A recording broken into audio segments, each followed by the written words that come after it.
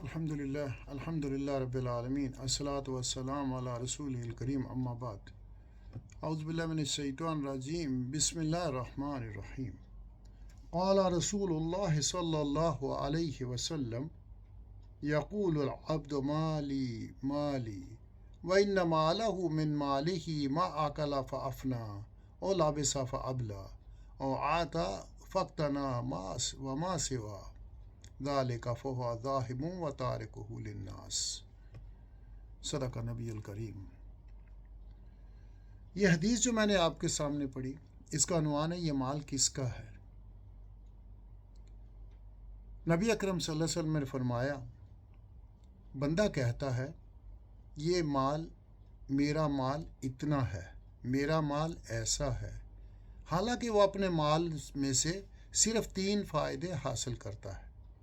Number 1، اسے کھا کر ختم کر دیا۔ نمبر 2، پہن کر پرانا کر دیا۔ اللہ کی راہ میں نمبر 3، اللہ کی راہ میں دے کر آگے بھیج دیا۔ اس کے سوا جو کچھ بھی ہے وہ مرنے کے بعد اسے لوگوں کے لیے چھوڑ کر چلا جائے گا۔ یہ 3 مصارف ہیں اس مال کے جو اللہ سبحانہ تعالیٰ نے کسی کو بھی وقتی طور پہ اس کا مالک بنایا۔ اس حدیث کی تشریح کچھ اس طرح ہے کہ اے غافل انسان، تو جس دنیا کے عشق میں پیچ و تاب کھا رہا ہے، اس کی حقیقت پر ذرا غور کر، اور جسے حاصل کرنے کے لیے تو اپنی جان پر کھیل جانے سے بھی نہیں چوکتا، اس کی بے وفائی اور زوال پذیری بھی دیکھ۔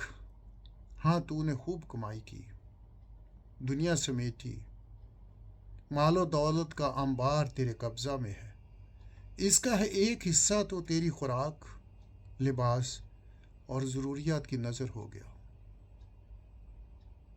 مرنے کے بعد تیری ساری جائیداد سے وارث ہی فائدہ اٹھائیں گے، کیونکہ متوفی کی جائیداد اس کے وارثوں میں تقسیم کر دی جاتی ہے۔ اور حقیقت تو یہ ہے کہ تیرے پاس جو مال ہے اس کا مالک اللہ ہے، اس نے عارضی طور پر یہ مال تیرے تصرف میں دے کر تجھے آزمائش میں ڈال دیا ہے۔ یہ مال نہ ہمیشہ کسی کے پاس رہا ہے اور نہ کبھی رہے گا۔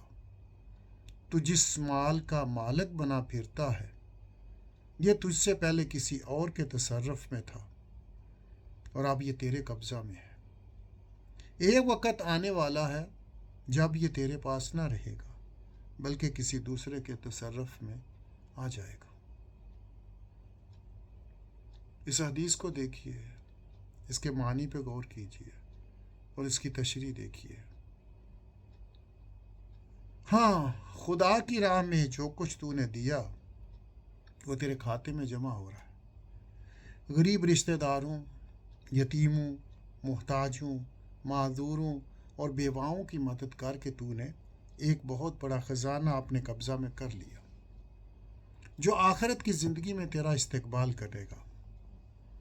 دین کی سربلندی، اسلام کے غلبہ اور راہ حق کے سپاہیوں پر خرچ ہونے والی دولت پر تجھے مطمئن ہونا چاہیے کہ رائے گاہ نہیں گئی بلکہ قابل صد رشک ہے تیرا یہ رویہ کہ تو نے اپنی یہ دولت ایک ایسے خدائی بینک میں جمع کرا دی ہے جس کا نفع 700 گنا تک ہو سکتا ہے۔ یہ روایت صاف طور پر بتاتی ہے کہ انسان کی اصل جائیداد وہی ہے جو اس نے اللہ کی راہ میں دی۔ یہ جو 3 مصارف آپ صلی اللہ علیہ وسلم نے فرمائے کہ ایک تو کھا لیا، وہ ہضم ہو گیا، ختم ہو گیا۔ ایک پہن لیا، پہن کے پرانا کر دیا، ختم ہو گیا۔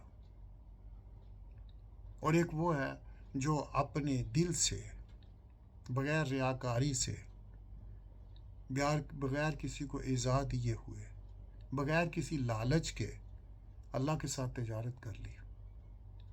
اللہ نے جن مصارف کے لیے حکم دیا وہاں اس مال کو صرف کیا، اس کی خوشنودی کے لیے، نہ کہ کسی کو احسان جتلانے کے لیے یا کل کو یہ سوچ کے دینا اس لیے دے رہا ہوں کہ کل یہ مجھے اس سے زیادہ دے گا۔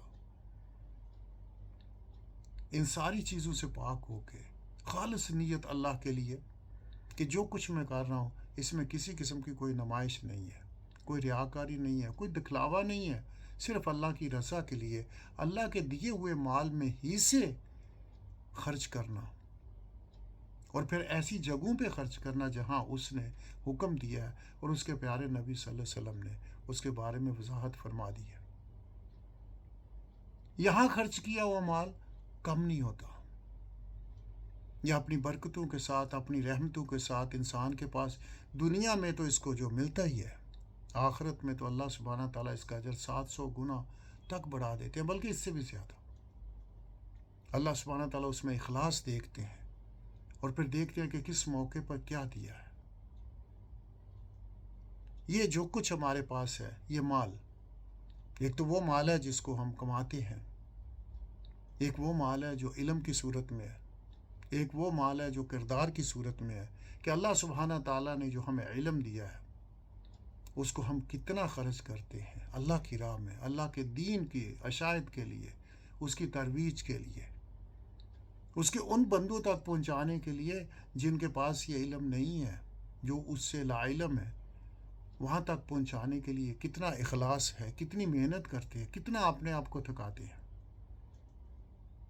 اور اس کو سمجھنے کے لیے سب سے پہلے ضروری ہے کہ قرآن کو سمجھا جائے کہ اللہ کیا فرماتے ہیں، پھر پیارے نبی صلی اللہ علیہ وسلم کے ارشادات کو دیکھا جائے، طریقہ مبارکہ کو دیکھا جائے کہ آپ صلی اللہ علیہ وسلم کا طریقہ مبارک کیا ہے۔ جیسے کہ فرمایا کہ جب دو اللہ کے نام پہ کسی کی مدد کرتے ہو تو ایسے کرو کہ جیسے دائیں ہاتھ سے دیتے ہو بائیں کو خبر بھی نہ ہو، اور جس کو دے دو اس کو کبھی تانا مت دو، اس کو وہ جتلاؤ مت، اپنے اعمال کو ضائع مت کرو۔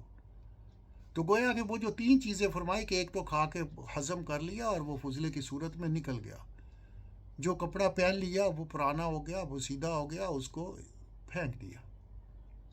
کام آنے والی تو ایک ہی چیز ہے، اور وہ ہے جو اللہ کی راہ میں آگے بھیج دیا، اس طریقے سے جیسے کہ اس کے پیارے حبیب صلی اللہ علیہ وسلم نے فرمایا۔ جو بچ گیا وہ تو وارثوں کا ہے، میت کیا لے جائے گی اپنے ساتھ، مرنے والا تو خالی ہاتھ ہی جاتا ہے، جو کچھ ہے وہ پیچھے رہ جانے والوں کا ہے، وہ بانٹتے رہیں جیسے ان کا جی چاہے۔ اگر اللہ کے حکم کے مطابق بانٹا تو اجر ملا، اور اگر اللہ کے حکم کے مطابق نہیں بانٹا تو اپنے لیے انہوں نے، جیسے اللہ فرماتے ہیں کہ اللہ کی حدیں ہیں، ان کو مت، حدوں کو مت کراس کرو۔ اگر اللہ کے طریقے کے مطابق بانٹا تو کام آ گیا۔ تو دیکھنا یہ ہے کہ جس نے یہ کمایا اس نے کس جگہ پہ خرچ کیا۔ آئیے دوستو اس چیز پہ تھوڑا سا غور و فکر کریں، اور اپنے رب سے دعا کریں کہ اللہ ہمیں نیک کمائی، نیک رزق، جائز رزق اور حلال کا رزق عطا فرمائے، اور اللہ کا شکر ادا کرتے رہیں کہ اللہ سبحانہ تعالیٰ توفیق دے ہمیں، اور جتنی اس نے توفیق دی اس پہ استقامت دے۔ آمین یا رب العالمین، آمین۔ ربنا تقبل منا انک انت السمیع العلیم وتب علینا انک انت التواب الرحیم۔ اللہم صلی علی سیدنا مولانا محمد وعلی آل سیدنا محمد وبارک وسلم علیہ۔ سبحان ربک رب العزت عما یصفون وسلام علی المرسلین والحمد للہ رب العالمین، وجزاکم اللہ خیر۔ السلام علیکم ورحمۃ اللہ وبرکاتہ۔